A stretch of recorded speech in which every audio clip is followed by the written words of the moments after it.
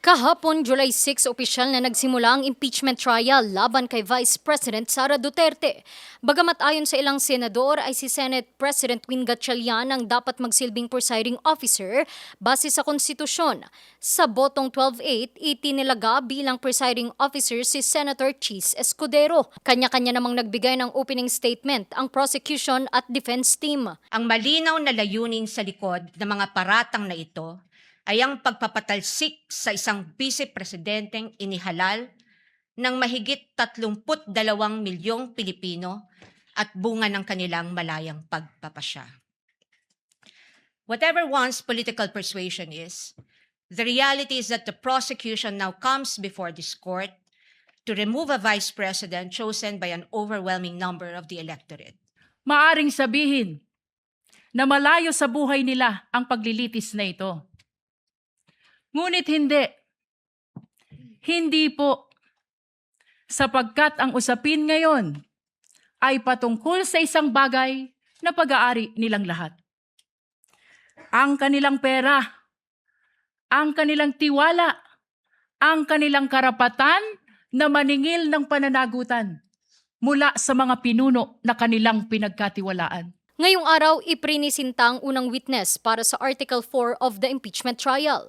Ito si Agent John Mark Calilong, parte ng NBI Cybercrime Investigation and Assessment Center.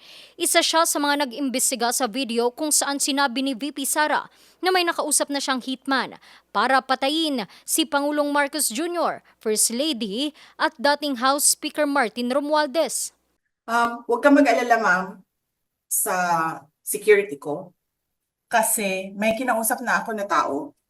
Sinabi ko sa kanya, kapag pinatay ako, patayin mo si BBM, si Lisa Araneta, at si Martin Romualdez. No joke. No joke. Nagbilin na ako, ma'am. Pag namatay ako, sabi ko, huwag ka tumigil hanggang hindi mo mapatay sila.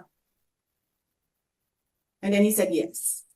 Ang pahayag ay lumabas noong November 23, 2024. Ito'y naging malinaw daw na pagbabanta sa buhay ng Pangulo na ipinagbabawal sa batas. Ayon sa witness, nag-request sila ng preservation and authentication of the video mula mismo sa Meta. Ibig sabihin magiging accessible ang videong ito kahit paburahin ng uploader. Kanya ring binigyang patunay na ang video na ipinasa bilang ebidensya ay tunay at hindi edited.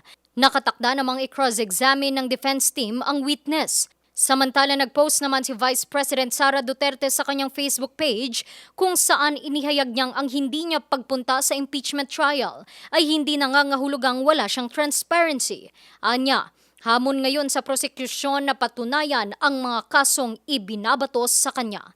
Randy Guzman para sa Nation on the Move.